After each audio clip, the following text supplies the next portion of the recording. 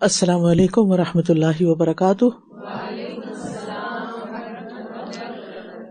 نحمده ونصلی علی رسولہ الکریم، اما بعد فاعوذ باللہ من الشیطان الرجیم، بسم اللہ الرحمن الرحیم، رب اشرح لی صدری ویسر لی امری واحلل عقدۃ من لسانی یفقہوا قولی۔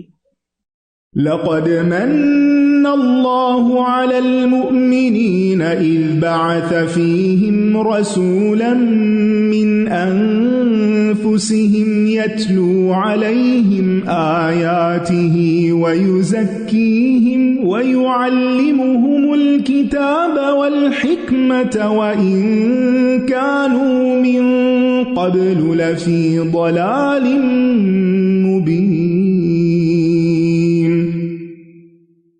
یقیناً اللہ نے مومنوں پر احسان کیا جب انہی میں سے ایک رسول ان میں بھیجا، وہ انہیں اللہ کی آیات پڑھ کر سناتا ہے اور ان کا تزکیہ کرتا ہے اور انہیں کتاب و حکمت کی تعلیم دیتا ہے، اور یقیناً اس سے پہلے وہ کھلی گمراہی میں تھے۔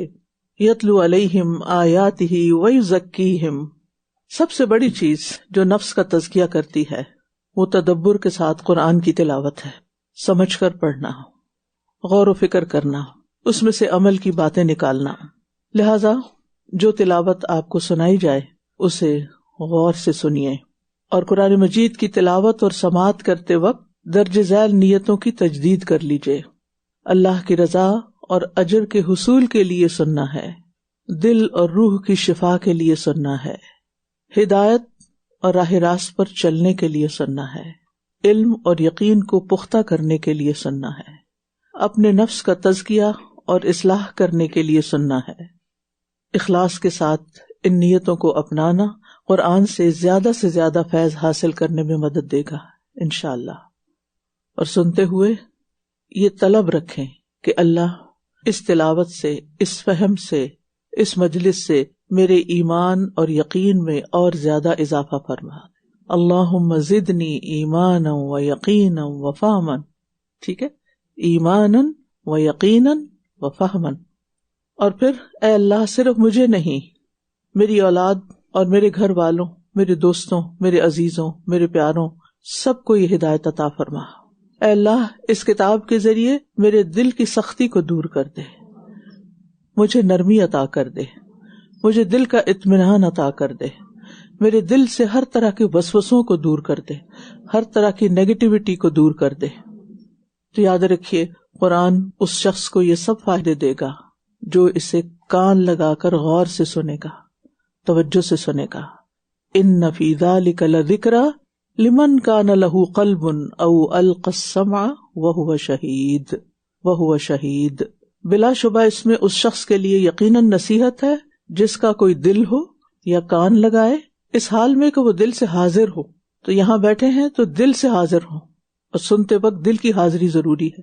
تو کوئی بھی چیز جو دل پہ اثر کرتی ہے اس کے لیے پہلی کنجی، پہلی کی غور سے سننا ہے، کیونکہ غور سے سننا علم کے دروازے کھول دیتا ہے۔ اس سے آپ کے علم میں اضافہ ہوگا، آپ کی عقل کو جلا ملے گی، اور آپ کی حکمت اور بصیرت میں اضافہ ہوگا۔ جس قدر کان لگا کے سنیں گے اس قدر فائدہ ہوگا۔ اب یہ آپ پر ہے کہ آپ کتنی توجہ کرتے ہیں اور کس دل سے سنتے ہیں، اور خاص طور پر وہ لوگ جو آن لائن بیٹھ کر سن رہے ہیں، اگر آپ کے لیپ ٹاپ پر یا آپ کے فون پر کوئی بھی چیز پاپ اپ ہوتی ہے تو اس کو اگنور کیجیے۔ یہ نہیں کہ کان سن رہے ہیں اور آپ میسیجز کے جواب دے رہے ہیں، پھر آپ قرآن مجید کو بند کر دیجیے۔ یہ دو چیزیں ساتھ نہیں چلیں گی۔ قرآن کا ادب کیجیے، قرآن کا حق دیجیے، قرآن سے بڑی کوئی چیز نہیں، اس لیے اس وقت میں کوئی اور کام نہیں۔ آج ہم انشاءاللہ سورۃ البقرہ کی آیت نمبر 168 سے شروع کریں گے۔ پہلے تلاوت، توجہ سے تلاوت سنیے۔ یا ایھا الناس کلوا مما فی الارض حلالا طیبا ولا تتبعوا خطوات الشیطان انہ لکم عدو مبین۔ انما یأمرکم بالسوء والفحشاء الفحشاء وأن تقولوا على الله ما لا تعلمون وإذا قيل لهم اتبعوا ما أنزل الله قالوا بل نتبع ما ألفينا عليه آباءنا أولو كان آباؤهم لا يعقلون شيئا ولا يهتدون ومثل الذين كفروا كمثل الذي ينعق بما لا يسمع إلا دعاء ونداء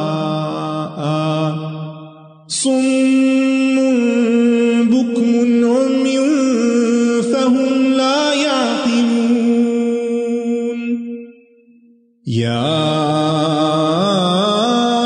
أيها الذين آمنوا كلوا من طيبات ما رزقناكم واشكروا لله إن كنتم إياه تعبدون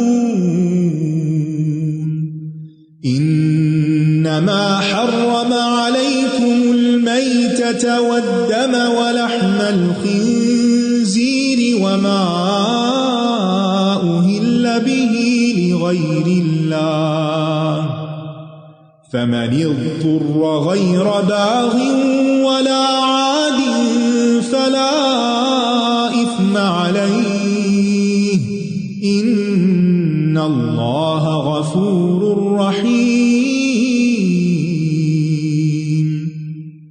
إن الذين يكتمون ما أنزل الله من الكتاب ويشترون به ثمنا قليلا أولئك ما يأكلون في بطونهم إلا النار أولئك ما يأكلون في بطونهم إلا النار ولا يكلمهم الله يوم القيامة ولا يزكيهم ولهم عذاب أليم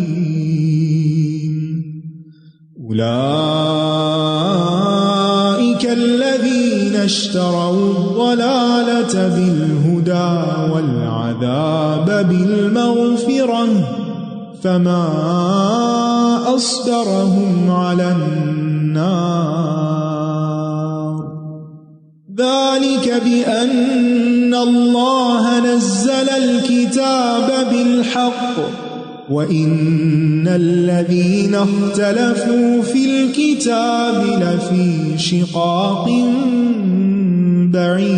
بعيد۔ اے لوگو، زمین میں جو حلال اور پاکیزہ چیزیں ہیں کھاؤ اور شیطان کے قدموں کی پیروی نہ کرو، بے شک وہ تمہارا کھلا دشمن ہے۔ حلال سے مراد ہے کہ وہ کمانے میں حلال ہو، سورس آف انکم حلال ہو، اور طیب سے مراد ہے کہ وہ چیز اپنی ذات میں ہی پاک ہو۔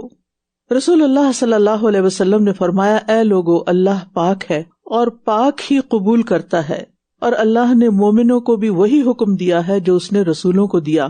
اللہ تعالیٰ نے فرمایا، اے رسولو، تم پاک چیزیں کھاؤ اور نیک عمل کرو، اور فرمایا، اے ایمان والو، ہم نے جو تم کو پاک رزق دیا ہے اس میں سے کھاؤ۔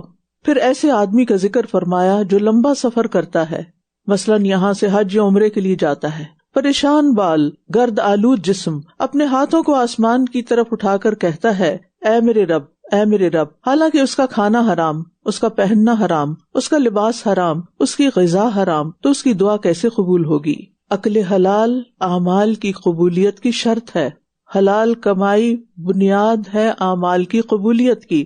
جب تک حلال کو اختیار نہیں کریں گے، نہ اعمال قبول ہوں گے، نہ برکت حاصل ہوگی، نہ رحمت حاصل کر سکیں گے، نہ تقوی حاصل ہوگا، نہ ہدایت پا سکیں گے۔ کتنی محرومیاں ہیں حرام میں۔ لہذا ہر انسان کو یہ کوشش کرنی چاہیے کہ وہ اپنا لقمہ حلال کر لے، حلال اور پاکیزہ چیز کھائے، اور مانوی اعتبار سے بھی حلال ہو، یعنی ذرائع آمدن، کسی کا حق نہ مارا جائے، دھوکہ، فریب، خیانت، رشوت، کسی کی وراثت غصب کر کے اگر انسان حج اور عمرے کر رہا ہے تو ان کا کچھ بھی فائدہ نہ ہوگا۔ وما خلقت الجن والانس الا ليعبدون ما اريد منهم من رزق وما اريد ان يطعمون ان الله هو الرزاق ذو القوة المتين۔ اللہ نے ہمیں اپنی عبادت کے لیے پیدا کیا، اللہ ہم سے رزق نہیں چاہتا، مال نہیں چاہتا، اللہ تو خود رزق دینے والا ہے، لہٰذا ہمیں رزق کے وسائل جو حلال ہوں انہی سے رزق حاصل کرنا چاہیے۔ ہماری زندگیوں میں صرف لائف سٹائل کو بہتر بنانے ہی مقصد رہ گیا ہے، جبکہ اللہ نے ہمیں اپنی عبادت کے لیے پیدا کی۔ انسان تھوڑا کھا لے، چھوٹے گھر میں رہ لے، چھوٹی گاڑی میں سفر کر لے، لیکن اپنے ذریعہ آمدنی کو حلال کرے۔ رسول اللہ صلی اللہ علیہ وسلم نے فرمایا، دنیا کی طلب میں اعتدال سے کام لو، اس لیے کہ ہر ایک کو وہ ضرور ملے گا جو اس کے لیے لکھ دیا گیا، تم اپنا سورس جو ہے اس کو حلال کرو۔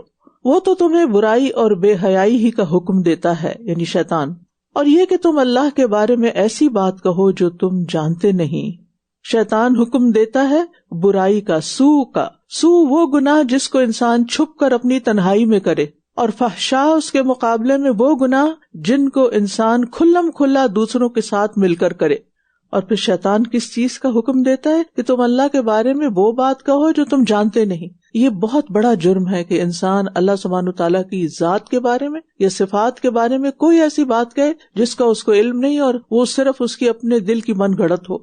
اور جب ان سے کہا جاتا ہے کہ اس کی پیروی کرو جو اللہ نے نازل کیا ہے، تو کہتے ہیں بلکہ ہم تو اسی کی پیروی کریں گے جس پر ہم نے اپنے باپ دادا کو پایا۔ کیا اگر ان کے باپ دادا نہ کچھ سمجھتے ہوں اور نہ ہدایت یافتہ ہوں، یعنی پھر بھی انہی کی پیروی کریں گے؟ تو یاد رکھیے، قرآن و سنت کے مقابلے میں باپ دادا کی باتیں کوئی اہمیت نہیں رکھتی، بلکہ کسی بڑے سے بڑے اسکالر کی بات بھی کوئی اہمیت نہیں رکھتی۔ ہمیں سب کا احترام کرنا چاہیے، لیکن اپنی زندگی کو قرآن و سنت کے مطابق گزارنا چاہیے۔ قیامت کے دن یہ دلیل کچھ فائدہ نہ دے گی کہ ہم نے جیسے اپنے باپ دادا کو کرتے پایا ہم نے وہ کیا۔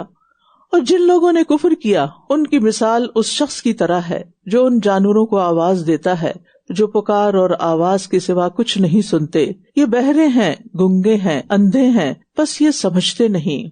اے لوگو جو ایمان لائے ہو، جو پاکیزہ چیزیں ہم نے تمہیں عطا کی ہیں ان میں سے کھاؤ اور اللہ کا شکر ادا کرو، کیونکہ شکر نعمتوں میں اضافے کا سبب بنتا ہے۔ اور شکر کا طریقہ کیا ہے کہ کھاؤ بھی اور بانٹو بھی، صرف کھانے پر ہی توجہ نہ ہو بلکہ جو اللہ نے دیا ہے اس میں سے دوسروں کو بھی دو، کیونکہ یہ رزق بڑھانے کا ذریعہ ہے۔ رزق دینے سے کم نہیں ہوتا بلکہ اور بڑھتا ہے، اور یہی اس کا شکر ادا کرنا ہے۔ یعنی شکر زبان سے بھی، شکر دل میں بھی، اور شکر عمل میں بھی۔ اور عمل کا شکر کیا ہے کہ صرف خود ہی نہ کھاتے رہو بلکہ دوسروں تک بھی لے جاؤ۔ اور اگر تم واقعی اسی کی عبادت کرتے ہو تو گویا شکر ادا کرنا ایک عبادت ہے، جیسے صبر عبادت ہے ایسے ہی شکر بھی عبادت ہے۔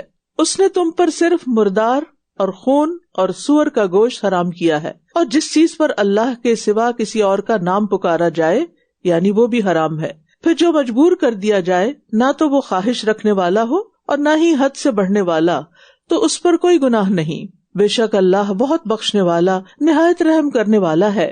بے شک جو لوگ اللہ کی کتاب میں نازل کردہ احکام چھپاتے ہیں اور اسے تھوڑی قیمت پر بیچتے ہیں، وہ اپنے پیٹ میں محض آگ بھر رہے ہیں۔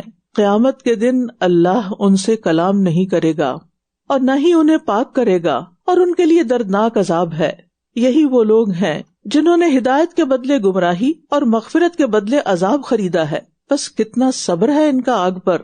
یہ اس لیے ہے کہ اللہ نے حق کے ساتھ کتاب نازل فرمائی، اور جن لوگوں نے اس کتاب میں اختلاف کیا یقیناً وہ ضد میں حق سے بہت دور جا پڑے ہیں۔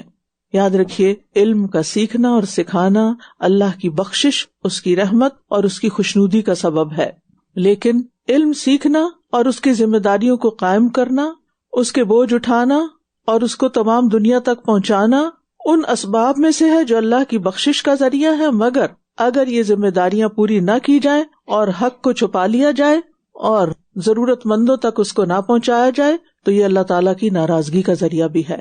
لہٰذا ہر مسلمان پر یہ فرض بنتا ہے کہ وہ خود بھی سیکھے اور علم کو دوسروں تک پہنچانے میں کسی نہ کسی طرح کی کچھ کوشش ضرور کرے، چاہے اپنی زبان سے سکھائے، چاہے کچھ لکھ کے سکھائے، چاہے وہ لکھی ہوئی کتابیں بانٹ کر سکھائے، چاہے وہ لوگوں کو علم کی مجلسوں میں بلا کر سکھائے اور حق بات ان تک پہنچائے، یعنی صحیح علم، کیونکہ یہاں حق کو چھپانے پر وعید بتائی جا رہی ہے۔ تو حق کیا ہے؟ جو قرآن و سنت میں ہے، اور اس کی طرف بلانا ضروری ہے، اور اگر کوئی بات پوچھے تو اس کو صحیح بات بتانا ضروری ہے۔ ليس البر أن تولوا وجوهكم قبل المشرق والمغرب ولكن البر من آمن بالله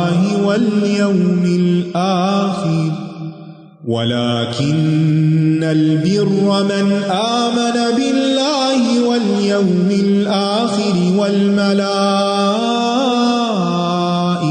والكتاب والنبيين وآتى المال على حبه ذوي القربى واليتامى والمساكين وابن السبيل والسائلين وفي الرقاب وأقام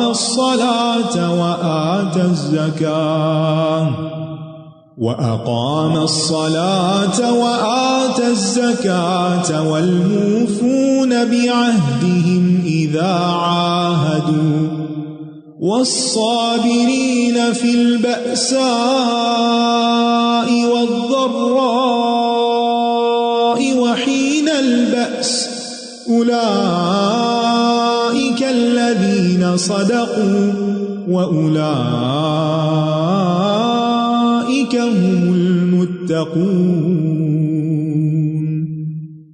يا أيها الذين آمنوا كتب عليكم القصاص في القتلى الحر بالحر والعبد بالعبد والأنثى بالأنثى فمن عفي له من أخيه شيء فاتباع بالمعروف وأداء إليه بإحسان ذلك تخفيف من ربكم ورحمة فمن اعتدى بعد ذلك فله عذاب أليم وَلَكُمْ فِي الْقِصَاصِ حَيَاةٌ يَا أُولِي الْأَلْبَابِ لَعَلَّكُمْ تَتَّقُونَ كُتِبَ عَلَيْكُمْ إِذَا حَضَرَ أَحَدَكُمُ الْمَوْتُ إِن تَرَكَ خَيْرًا الْوَصِيَّةُ لِلْوَالِدَيْنِ وَالْأَقْرَبِينَ بِالْمَعْرُوفِ حقا على المتقين فمن بدله بعدما سمعه فإنما إثمه على الذين يبدلونه إن الله سميع عليم فمن خاف من موصٍ جنفا أو إثما فأصلح بينهم فلا إثم عليه إن الله غفور رحيم۔ نیکی یہ نہیں کہ تم اپنے رخ مشرق اور مغرب کی طرف پھیر لو، بلکہ نیکی تو اس کی ہے جو اللہ پر اور آخرت کے دن پر اور فرشتوں پر اور کتابوں پر اور نبیوں پر ایمان لائے، اور مال سے محبت کے باوجود اسے رشتہ داروں اور یتیموں اور محتاجوں اور مسافر اور سوال کرنے والوں کو اور گردنیں چھڑانے میں دے، اور نماز قائم کرے اور زکوٰۃ ادا کرے، اور وہ جو اپنا عہد پورا کرنے والے ہیں جب وہ عہد کریں، اور وہ جو تنگ دستی میں اور تکلیف میں اور جنگ کے وقت صبر کرنے والے ہیں، یہی وہ لوگ ہیں جو سچے ہیں، اور یہی وہ لوگ ہیں جو متقی ہیں۔ یہاں پر نیکی کی ڈیفینیشن بتائی گئی کہ نیکی اصل میں کیا ہے، اور پھر نیکی میں سب سے پہلے ایمان کا ذکر ہے، اور ایمان دل کا عمل ہے، لہٰذا ہمیں اپنے دلوں کے اعمال کی جانچ پڑتال کرنی چاہیے کہ ہمارے ایمان کا حال کیا ہے، اور پھر اس کے بعد آخرت پر ایمان، فرشتوں پر، کتابوں پر، نبیوں پر، ان سب کے بارے میں ہم کیا جانتے ہیں، کیونکہ ایمان اس وقت تک مکمل نہیں ہوتا جب تک کہ جس چیز پر ہم ایمان لا رہے ہیں اس کے بارے میں جانتے نہ ہوں. لہٰذا ان سب چیزوں کے بارے میں مکمل معلومات حاصل کریں. اور پھر اس کے بعد نماز کا ذکر نہیں، سب سے پہلے مال کا ذکر ہے، کیونکہ مال کی محبت انسان کے دل میں سب سے زیادہ ہوتی ہے، اور مال سے محبت کے باوجود سب سے پہلا حق رشتہ داروں، یتیموں، محتاجوں، مسافروں، سوالیوں، قیدیوں، ان سب کے لیے خرچ کریں. رمضان آ رہا ہے، لہٰذا ہم سب کو ابھی سے پلان کر لینا چاہیے کہ اللہ تعالیٰ کے اس حکم پر عمل کرنے کے لیے میں کہاں کس کے لیے کیا کروں گی، رشتہ داروں میں سے کون ضرورت مند ہے، کس یتیم کی مدد کروں گی، محتاج کون لوگ ہیں، مسافر کون ہیں، ضرورت مند کون ہے، کیونکہ ہم اکثر سوالیوں سے، مانگنے والوں سے تنگ بھی رہتے ہیں اور ان کے نمبر بلاک کر دیتے ہیں. تو وہ کون سے ایسے ضرورت مند ہیں کہ جن کی ہم مدد کر سکتے ہیں، وہ کون سے قیدی ہیں جن کو ہم چھڑا سکتے ہیں. اور پھر عبادت، پھر نمازوں پہ توجہ اور زکوٰۃ کی ادائیگی، اور اپنے عہد پورا کرنا ہے، اپنی کمٹمنٹس کو نبھانا، اور پھر زندگی کی ساری مشکلات میں صبر کرنا. فرمایا یہی وہ لوگ ہیں جو سچے ہیں، ان کا ایمان سچا ہے، اور یہی تقویٰ والے ہیں. تقویٰ کامیابی کی علامت ہے نا. تو تقویٰ کی نشانیاں کیا ہیں؟ یہ اعمال ہیں کہ جن کے دلوں میں تقویٰ ہوگا ان کے اندر یہ اخلاق اور عمل ہوگا. پھر فرمایا اے لوگو جو ایمان لائے ہو، تم پر مقتولوں کے بارے میں قصاص لینا فرض کر دیا گیا ہے، آزاد کے بدلے آزاد، اور غلام کے بدلے غلام، اور عورت کے بدلے عورت. پھر جس قاتل کو اس کے بھائی مقتول کے وارث کی طرف سے کچھ معاف کر دیا جائے تو معروف طریقے پر اس کی پیروی کی جائے اور خوبصورتی کے ساتھ اس دیت کی ادائیگی کی جائے. یہ تمہارے رب کی طرف سے تخفیف اور رحمت ہے. پھر جو اس کے بعد زیادتی کرے تو اس کے لیے دردناک عذاب ہے، یعنی دیت بھی لے لے اور پھر قتل بھی کر دے. اور تمہارے لیے قصاص میں، یعنی بدلہ لینے میں، قتل کا بدلہ لینے میں زندگی ہے اے عقل والو، تاکہ تم بچ جاؤ. تم پر فرض کیا گیا ہے کہ جب تم میں سے کسی کو موت آ پہنچے، اگر اس نے کوئی مال چھوڑا ہو تو والدین اور رشتہ داروں کے لیے معروف طریقے سے وصیت کر جائے. متقی لوگوں پر یہ لازم ہے. پھر جو شخص اس وصیت کو سننے کے بعد اسے بدل ڈالے تو بے شک اس کا گناہ ان لوگوں پر ہے جو اس کو بدلیں گے. بلا شبہ اللہ خوب سننے والا، خوب جاننے والا ہے. پھر اگر کسی کو وصیت کرنے والے کی طرف سے کسی وارث کی طرفداری یا گناہ کی وصیت کرنے کا اندیشہ ہو، پھر وہ ان میں باہم اصلاح کرا دے تو اس پر کچھ گناہ نہیں. بے شک اللہ بے حد بخشنے والا، نہایت رحم کرنے والا ہے. یہاں قصاص کے احکام کے علاوہ جو آخر میں بات کی گئی ہے، باہم اصلاح کروانا، یعنی لوگوں کے درمیان جو تعلقات کی خرابی ہو جاتی ہے، بدگمانیاں پیدا ہو جاتی ہیں، غلط فہمیاں پیدا ہو جاتی ہیں، تو ان کو دور کرنا. یہ نماز روزے سے بھی بڑھ کر نیکی ہے کہ دو جھگڑنے والوں میں صلح کرا دی جائے. آپ اپنے آس پاس دیکھیے کہ کہیں ایسے کچھ لوگ ہیں جن کی آپس میں نہیں بنتی، اور آپ ان دونوں کو الگ الگ کیسے سمجھا سکتے ہیں کہ ان کی زندگی آپس میں بن جائے، خاص طور پر اگر شوہر اور بیوی کے درمیان کوئی ایسا جھگڑا ہو، یا پھر عام طور پر قرض کے لین دین میں لوگ آپس میں جھگڑتے ہیں، مالی معاملات میں جھگڑے ہوتے ہیں. جھگڑا کسی بھی قسم کا ہو اس کو ختم کرانا، یعنی صرف یہ نہیں کہ وہ جانے، ان کا کام جانے، مجھے اس سے کوئی فرق نہیں پڑتا، وہ لڑ رہے ہیں، میں تو اپنے گھر میں چین سے بیٹھا ہوں. نہیں، یہ مسلمانوں کی ذمہ داری ہے کہ وہ اپنی زندگیوں کو اچھا بنانے کے ساتھ ساتھ دوسروں کی بھی فکر کریں. یا ایھا الذین آمنوا کتب علیکم الصیام کما کتب علی الذین من قبلکم لعلکم تتقون ایاما معدودات فمن كان منكم مريضا أو على سفر فعدة من أيام أخر وعلى الذين يطيقونه فدية طعام مسكين فمن تطوع خيرا فهو خير له وَأَن تَصُومُوا خَيْرٌ لَكُمْ إِن كُنتُمْ تَعْلَمُونَ شَهْرُ رَمَضَانَ الَّذِي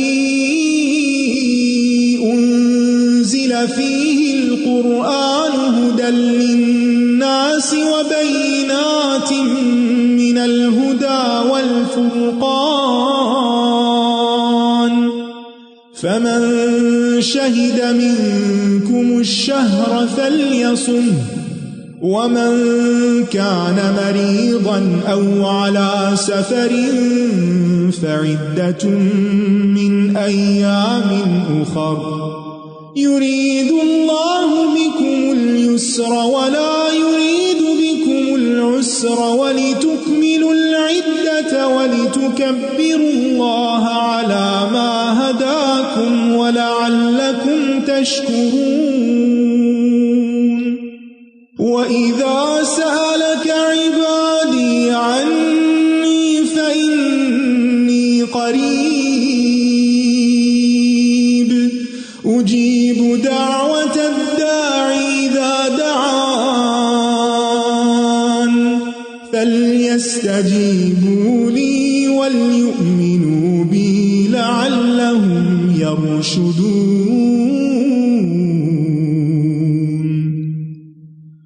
أُحِلَّ لَكُمْ لَيْلَةَ الصِّيَامِ الرَّفَثُ إِلَى نِسَائِكُمْ هُنَّ لِبَاسٌ لَكُمْ وَأَنْتُمْ لِبَاسٌ لَهُنَّ عَلِمَ اللَّهُ أَنَّكُمْ كُنْتُمْ تَخْتَانُونَ أَنفُسَكُمْ فَتَابَ عَلَيْكُمْ وَعَفَا عَنْكُمْ فَالْآنَ بَاشِرُوهُنَّ وَابْتَغُوا مَا كَتَبَ اللَّهُ لَكُمْ وَكُلُوا وَاشْرَبُوا حَتَّى يَتَبَيَّنَ لَكُمُ الْخَيْطُ الْأَبْيَضُ مِنَ الْخَيْطِ الْأَسْوَدِ مِنَ الْفَجْرِ ثُمَّ أَتِمُّوا الصِّيَامَ إِلَى اللَّيْلِ وَلَا تُبَاشِرُوهُنَّ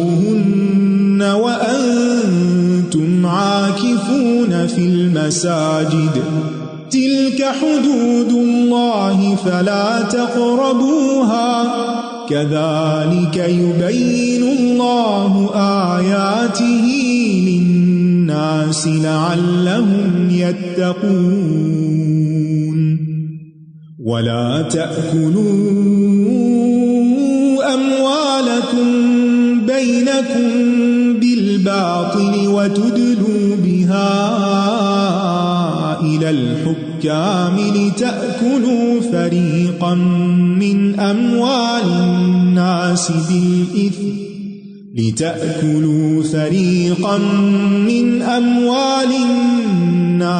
بِالْإِثْمِ وَأَنْتُمْ تَعْلَمُونَ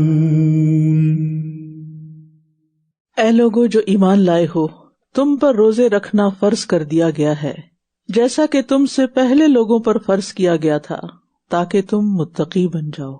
روزہ تربیت کرتا ہے، روزے سے تقوی حاصل ہوتا ہے، اور یہی روزہ رکھنے کا مقصد ہونا چاہیے کہ ہم متقی بن جائیں، کیونکہ اللہ نے ہمیں روزہ رکھنے کا سب سے بڑا فائدہ یہی بتایا ہے۔ اور اگر تقوی حاصل ہو گیا تو پھر دنیا کی مشکلات بھی آسان ہو جائیں گی۔ یجعل اللہ لہ مخرجا، ہر مشکل سے نکلنے کا راستہ مل جائے گا، اور آخرت تو ہے ہی متقی لوگوں کے لیے، والعاقبۃ للمتقین۔ اور روزہ رکھنا اللہ سبحانہ تعالیٰ کے ہاں بہت ہی پسندیدہ عمل ہے، اور اس کی جزا بہت بڑی ہے، اجر و ثواب بہت بڑا ہے۔ رسول اللہ صلی اللہ علیہ وسلم نے فرمایا، ابن آدم کا ہر عمل بڑھایا جاتا ہے، جتنا وہ کرتا ہے اتنا نہیں رہتا، اس کو زیادہ کر دیا جاتا ہے۔ نیکی 10 گنا سے 700 گنا تک بڑھا دی جاتی ہے۔ اللہ تعالیٰ نے فرمایا، سوائے روزے کے، کیونکہ وہ میرے لیے ہے اور میں ہی اس کی جزا دوں گا۔ اس کا اجر نہیں بتایا گیا، وہ بے حساب ہوگا، کیونکہ صبر کا اجر بے حساب ہے، اور روزہ صبر ہی صبر ہے۔ وہ میری خاطر اپنی خواہش اور اپنا کھانا پینا چھوڑ دیتا ہے، اللہ کی خاطر، اللہ سے ڈرتے ہوئے۔ روزہ دار کے لیے 2 خوشیاں ہیں، ایک خوشی اس کے روزہ افطار کرنے کے وقت کی، اور دوسری خوشی اپنے رب سے ملاقات کے وقت کی. تو جب روزہ افطار کریں ہر روز انشاءاللہ آئندہ رمضان میں، تو اس خوشی کو محسوس کریں. اور جب افطاری کے وقت خوشی ہو رہی ہو کھانے پینے سے، تو اس حصی یا مادی یا اس وقتی خوشی کو امیجن کریں کہ جب اللہ سے ملاقات ہوگی، اللہ کا دیدار ہوگا، تو پھر خوشی کا کیا عالم ہوگا. یہاں روزہ رکھوں گی، افطار کروں گی، خوشی ہوگی، تو اس کے بدلے میں اللہ سبحانہ وتعالیٰ وہاں کی بڑی خوشی عطا کرے گا. تو آپ نے ہر افطاری کے وقت اللہ سبحانہ وتعالیٰ سے ملاقات کو یاد کرنا ہے، اور پھر دعا بھی کرنی ہے. افطار کے وقت خاص دعا کرنی ہے، وَأَسْأَلُكَ لَذَّةَ النَّظَرِ إِلَىٰ وَجْهِكَ وَالشَّوْقَ إِلَىٰ لِقَائِكَ. اللہ میرے اندر یہ شوق پیدا کر دے کہ میں تجھ سے ملاقات کروں. ہمیں اپنے محبوب ہستیوں سے ملاقات کا بڑا ہی شوق ہوتا ہے، جن سے ہم محبت کرتے ہیں، ہم چاہتے ہیں ہم ان سے بس جلد مل لیں. کیا ایسا شوق ہمیں اپنے رب کی ملاقات کا بھی ہے؟ اگر نہیں تو مانگیں، اللہ دے گا، اور ہونا چاہیے. اور فرمایا کہ روزہ دار کے منہ کی بو اللہ کے نزدیک کستوری کی خوشبو سے بھی زیادہ پسندیدہ ہے. تو بہرحال روزے کا مقصد کسی کو سزا دینا نہیں، بھوکا رکھنا نہیں، بلکہ تقویٰ کی عادت پیدا کرنا ہے، گناہوں سے بچنے کی عادت پیدا کرنا ہے. اور تقویٰ ہمارا اخلاق اور کردار سنوارنے میں اہم کردار ادا کرتا ہے. رمضان کا مہینہ، یہ سارا مہینہ تربیت کا مہینہ ہے، تزکیہ کا مہینہ ہے، ٹریننگ کا مہینہ ہے. کچھ چیزوں سے افطار کرنا ہے اور کچھ چیزوں سے مستقل طور پر روزہ رکھ لینا ہے. کھجور سے افطار کرنا ہے، لیکن جھوٹ سے آئندہ زندگی کے لیے بھی روزہ رکھ لینا ہے. اور اسی طرح باقی، یعنی بری عادات سے روزہ رکھ لینا ہے آئندہ کے لیے، اور حلال طیب پاکیزہ رزق سے افطار کرنا ہے. اور پھر آپ دیکھیے کہ یہ محتاط زندگی کا رہن سہن سکھاتا ہے، مشقت کا سبق سکھاتا ہے، قربانی کی سطح پر جینا سکھاتا ہے یہ روزہ. لہٰذا یہ اخلاق اور آداب اپنے اندر پیدا کرنے ہیں. اور پھر رمضان کے بعد بھی نفلی روزے رکھنے کی کوشش کرنی ہے، کیونکہ ہر مہینے کے 3 روزے کم از کم جو رکھے جاتے ہیں وہ دلوں کی کینے اور بغض اور دلوں کی بیماریوں کا علاج ہیں. فرمایا گنتی کے چند دن ہیں، پھر جو کوئی تم میں سے بیمار ہو یا سفر پر ہو تو دوسرے دنوں میں گنتی پوری کر لے، اور جو لوگ طاقت رکھتے ہوں وہ 1 مسکین کا کھانا فدیہ دے دیں. پھر جو کوئی، یعنی ابتدائی حکم ہے یہ، بس جو کوئی خوشی سے نیکی کرے تو وہ اس کے لیے بہتر ہے، یعنی روزہ بھی رکھے اور مسکین کو کھانا بھی کھلائے. اور یہ کہ تم روزہ رکھو تمہارے حق میں بہتر ہے اگر تم جانتے ہو. رمضان وہ مہینہ ہے جس میں قرآن نازل کیا گیا، جو لوگوں کے لیے سراسر ہدایت ہے، اور اس میں ہدایت اور حق و باطل میں فرق کرنے کے واضح دلائل ہیں. تو جو کوئی تم میں سے اس مہینے کو پائے اسے چاہیے کہ اس کے روزے رکھے، اور جو بیمار ہو یا سفر میں ہو تو دوسرے دنوں میں گنتی پوری کر لے. اللہ تمہارے ساتھ آسانی چاہتا ہے، اور وہ تمہارے ساتھ تنگی کا ارادہ نہیں رکھتا. تمہیں تنگ نہیں کرنا چاہتا، بھوکا نہیں رکھنا چاہتا، وہ تمہیں کچھ سکھانا چاہتا ہے. کچھ چیزوں کو چھوڑ کر تمہیں کچھ دینا چاہتا ہے. جو چھوڑو گے وہ چھوٹا ہے، تھوڑا ہے، اور جو اس کے بدلے پاؤ گے وہ بہت بڑا ہے. چند گھنٹوں کی بھوک کے عوض اللہ سے بے پناہ اجر مل جائے، اس سے بڑا سودا کیا ہو سکتا ہے. اور تاکہ تم گنتی پوری کر لو، لہذا گنتی پوری کرنا ضروری ہے. یہ نہیں کہ جو چھوٹ گئے روزے کا، ہم نے کوئی جان بوجھ کے تو نہیں چھوڑے تھے، وہ پیریڈز آ گئے تھے اس لیے چھوٹ گئے. نہیں، پیریڈز میں چھوٹے ہوئے روزے بھی دوبارہ رکھنے ہوتے ہیں. اگر آج تک آپ نے نہیں رکھے تو حساب کتاب کر کے رکھنا شروع کر دیں اور ان کا فدیہ بھی دے دیں، کیونکہ 1 سال کے بعد جب انسان قضا روزے رکھتا ہے تو پھر اس کا فدیہ بھی دینا ہوتا ہے. اور تاکہ جو اس نے تمہیں ہدایت بخشی، یعنی قرآن کی شکل میں، تم اس پر اللہ کی بڑائی بیان کرو، اور تاکہ تم شکر ادا کرو. تو اللہ سبحانہ وتعالیٰ سے دعا ہے کہ ہمیں بہترین رمضان نصیب کرے، اور ہمیں یہ سارے فائدے حاصل ہوں جو یہاں بتائے جا رہے ہیں، کہ وقتی طور پر چند چیزیں چھوڑ کر چند گھنٹوں کے لیے انسان سیکھے کہ باقی زندگی میں بھی اللہ کی نافرمانی کے کام کیسے چھوڑنے ہیں.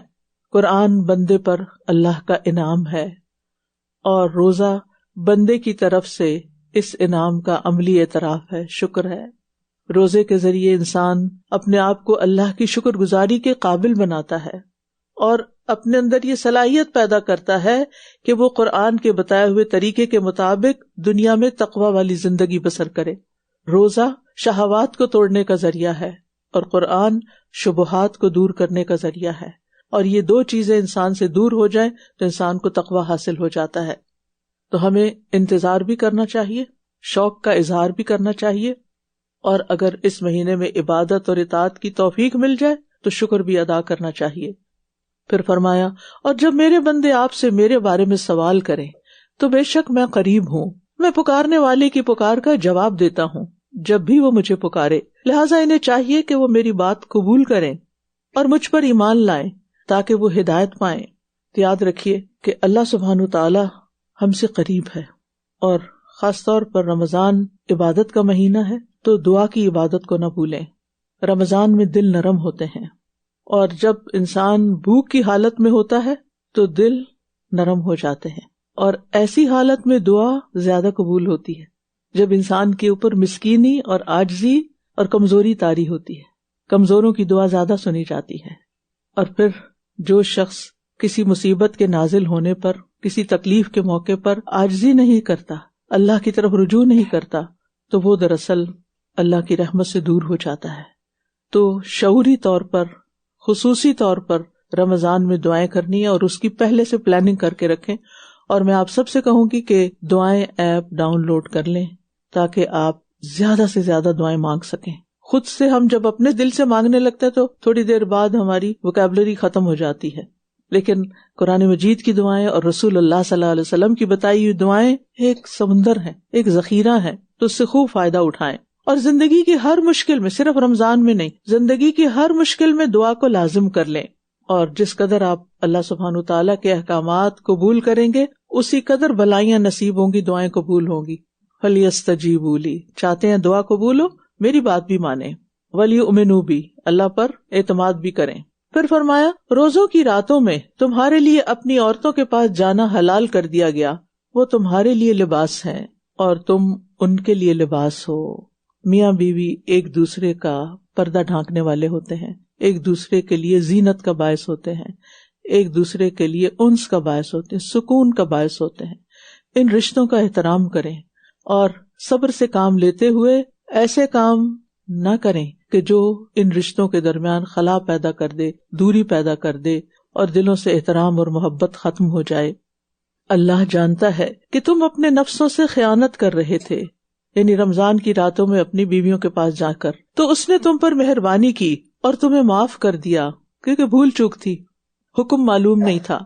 بس اب تم ان سے مباشرت کر لیا کرو، اور جو اللہ نے تمہارے لیے لکھ رکھا ہے اسے تلاش کرو، اور کھاؤ اور پیو یہاں تک کہ تمہارے لیے فجر کے وقت صبح کی سفید دھاری رات کی سیاہ دھاری سے واضح ہو جائے.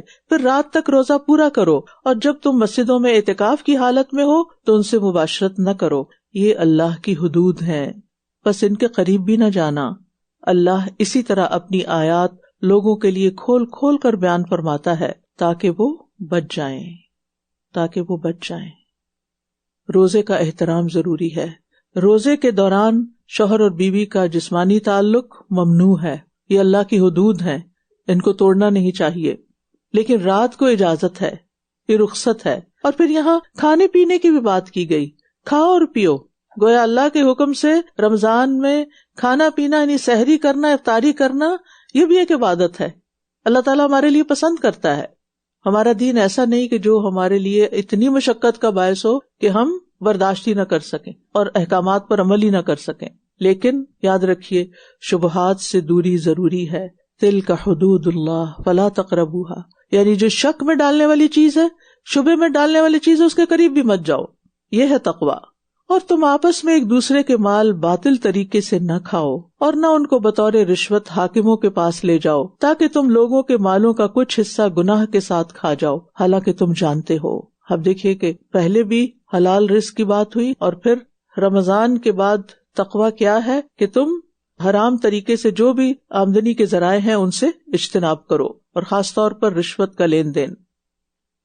يسألونك عن الأهلة قل هي مواقيت للناس والحج وليس البر بأن تأتوا البيوت من ظهورها ولكن البر من اتقى وأتوا البيوت من أبوابها واتقوا الله لعلكم تفلحون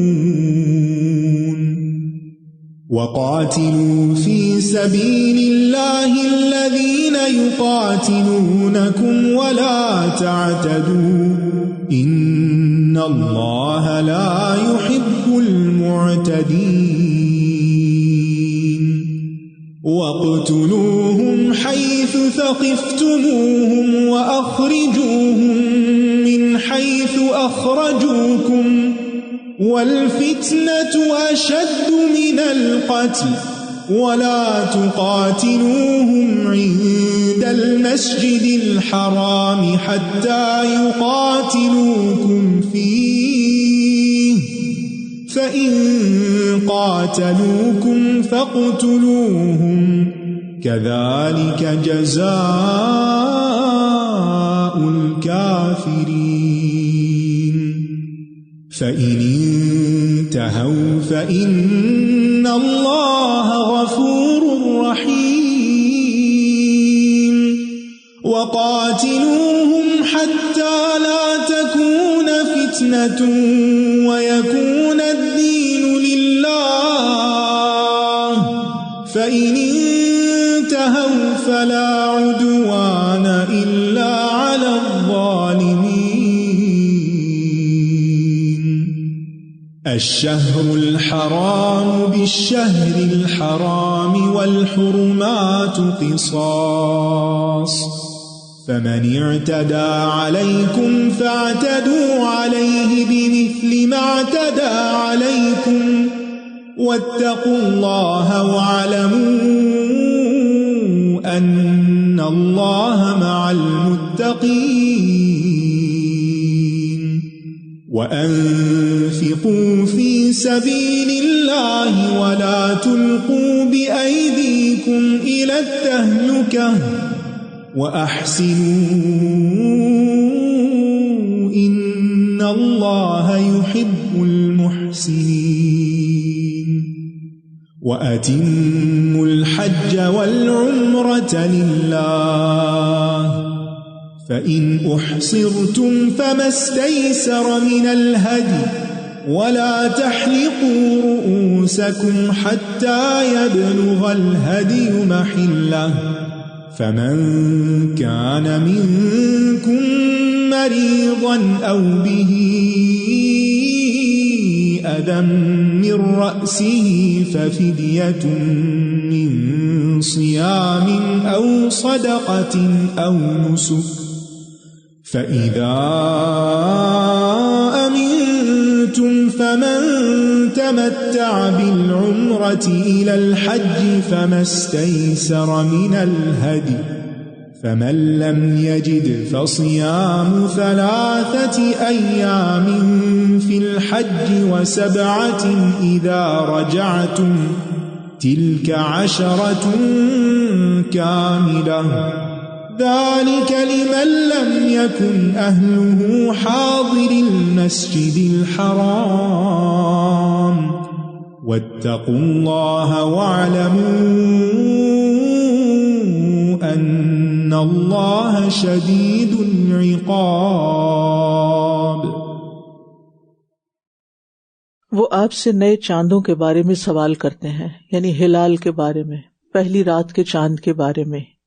کہہ دیجئے کہ وہ لوگوں کے لیے اور حج کے اوقات معلوم کرنے کے لیے ہیں، یعنی تمہاری عبادات کے لیے ایک کیلنڈر ہے۔ اور نیکی یہ نہیں کہ تم گھروں میں ان کے پیچھے سے آؤ، بلکہ نیکی اس کی ہے جو تقوی اختیار کرے، اور گھروں میں ان کے دروازوں سے آیا کرو اور اللہ سے ڈرو تاکہ تم فلاح پاؤ۔ وَلَٰكِنَّ الْبِرَّ مَنِ اتَّقَىٰ، یہاں دور جاہلیت کی کچھ رسموں کے بارے میں بات کی جا رہی ہے کہ ان رسم و رواج میں نیکی نہیں ہے، بلکہ نیکی تو اللہ کے تقوی میں ہے، اور اللہ تقوی والے دل میں حکمت پیدا کر دیتا ہے، اور تقوی فلاح کا باعث ہے۔ وَاتَّقُوا اللَّهَ لَعَلَّكُمْ تُفْلِحُونَ، اور اللہ کی راہ میں ان لوگوں سے لڑو جو تم سے لڑتے ہیں، اور زیادتی نہ کرو، بے شک اللہ زیادتی کرنے والوں سے محبت نہیں کرتا۔ بڑی اہم ہدایت ہے ہم سب کے لیے کہ کسی بھی معاملے میں یا کسی بھی انسان پر زیادتی انسان کو اللہ کی نگاہوں میں گرا دیتی ہے، انسان اللہ تعالیٰ کی رحمت سے دور ہو جاتا ہے۔ تو یاد رکھیے قوت وہاں استعمال کرنی چاہیے جہاں اس کی ضرورت ہو، اور جنگ میں بھی اخلاقی اقدار ختم نہیں کرنی چاہیے، اخلاق کو ہاتھ سے نہیں جانے دینا چاہیے۔ جنگ کے بھی کچھ اصول، ضابطے اور قاعدے ہیں، اور تم دوران جنگ جہاں بھی انہیں پاؤ قتل کر دو، اور انہیں وہاں سے نکال دو جہاں سے انہوں نے تمہیں نکالا ہے، یعنی مکہ سے، اور فتنہ قتل سے زیادہ سنگین جرم ہے، اور تم ان سے مسجد حرام کے پاس لڑائی نہ کرو جب تک کہ وہ خود تم سے اس میں نہ لڑیں، پھر اگر وہ تم سے حدود حرم میں لڑیں تو تم انہیں قتل کرو، ایسے کافروں کا یہی بدلہ ہے۔ پھر اگر وہ باز آ جائیں تو بے شک اللہ بے حد بخشنے والا، نہایت رحم کرنے والا ہے۔ اور ان سے جنگ کرو یہاں تک کہ کوئی فتنہ باقی نہ رہے اور دین صرف اللہ ہی کا ہو جائے، پھر اگر وہ باز آ جائیں تو ظالموں کے سوا کسی پر زیادتی جائز نہیں۔ حرمت والے مہینے میں لڑائی کا بدلہ حرمت والے مہینے میں ہی ہے، اور حرمتوں کی پامالی کا بھی قصاص ہے، پس جو کوئی تم پر زیادتی کرے تو تم بھی اس پر اتنی زیادتی کرو جتنی اس نے تم پر کی، اور اللہ سے ڈرتے رہو، یعنی حد سے آگے نہیں بڑھنا، اور جان لو کہ اللہ متقی لوگوں کے ساتھ ہے۔ تو گویا تکلیف پہنچنے پر اتنا بدلہ لینا جائز ہے جتنی تکلیف پہنچی ہو، لیکن اس سے زیادہ کی اجازت نہیں۔ اگر کسی کی کوئی بات بری لگے تو جواب میں معاف کرنا افضل ہے، لیکن اگر صرف اتنا ہی جواب دیا جائے جتنا آپ کو کہا گیا تو ویل اینڈ گڈ، لیکن اس کے خلاف ایک مہم چلا دینا اور زبان یا قلم سے بہت ساری سچی جھوٹی باتیں کرنا شروع کر دینا اور الزام تراشی شروع کر دینا، یہ تقویٰ کے خلاف ہے۔ یعنی تکلیف کی حالت میں بدلہ لے سکتے ہیں، لیکن معمولی چوٹ کے بدلے میں کسی کو زیادہ چوٹ لگا دینا، ایک قتل کے بدلے میں 20 کو قتل کر دینا جیسے دور جاہلیت میں ہوتا تھا، تو یہ تمام چیزیں ظلم میں شامل ہیں، تو ان کی اجازت نہیں۔ اور پھر آپ دیکھیے بڑی اہم ہدایت دی گئی ہے، واتقوا اللہ واعلموا ان اللہ مع المتقین، اللہ کا تقوی اختیار کرو، کیوں؟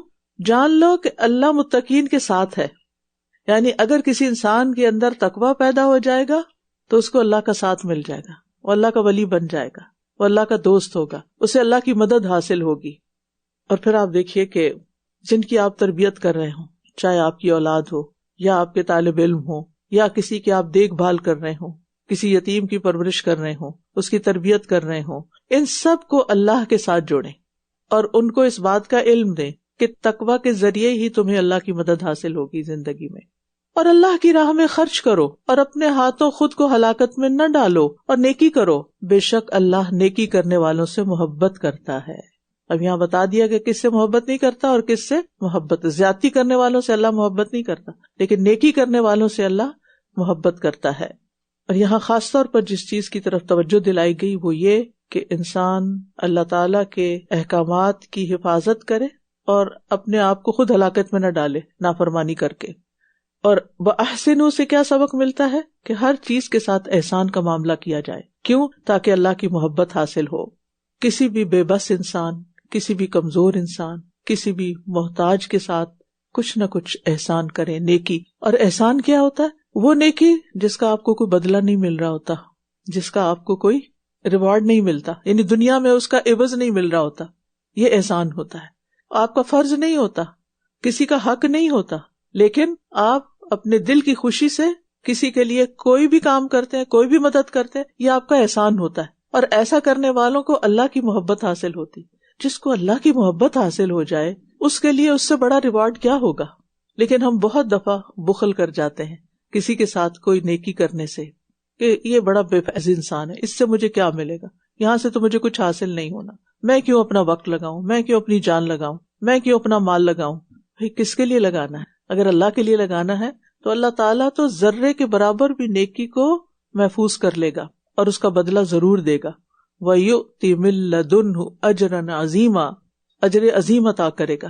جتنی خالص اللہ کے لیے ہوگی وہ نیکی اتنا ہی بڑا بدلہ ملے گا، صرف آخرت میں نہیں، دنیا میں بھی خیر آئے گی سامنے۔ اور حج اور عمرہ اللہ کے لیے پورا کرو، پھر اگر تم روک دیے جاؤ تو جو قربانی میسر ہو کر لو، اور اپنے سر نہ منڈواؤ جب تک کہ قربانی اپنے ٹھکانے پر نہ پہنچ جائے۔ پھر تم میں سے جو بیمار ہو یا اس کے سر میں کوئی تکلیف ہو اور وہ سر منڈوا لے تو روزے یا صدقے یا قربانی میں سے کوئی ایک فدیہ دے دے۔ پھر جب تم امن میں آ جاؤ تو جو کوئی حج کا وقت آنے تک عمرے کا فائدہ اٹھائے تو جو قربانی میسر ہو کر لے، پھر جو نہ پائے تو دوران حج 3 دن کے روزے رکھے اور 7 دن کے روزے اس وقت رکھے جب تم گھروں کو واپس لوٹ جاؤ. یہ پورے 10 دن ہو گئے. یہ حکم اس شخص کے لیے ہے جس کے اہل و عیال مسجد حرام یعنی مکہ کے رہنے والے نہ ہوں، وہاں کے ریزیڈنٹ نہ ہوں. اور اللہ سے ڈرتے رہو اور جان لو کہ بے شک اللہ سخت سزا دینے والا ہے. یعنی اگر اللہ کی حدیں توڑو گے، اللہ کا حکم پورا نہیں کرو گے تو سزا بھی ملے گی. جہاں نیکی کر کے جزا ملے گی وہاں حکم توڑ کر سزا بھی ملے گی. قانون توڑنے والے کی پوچھ گچھ ہوتی ہے.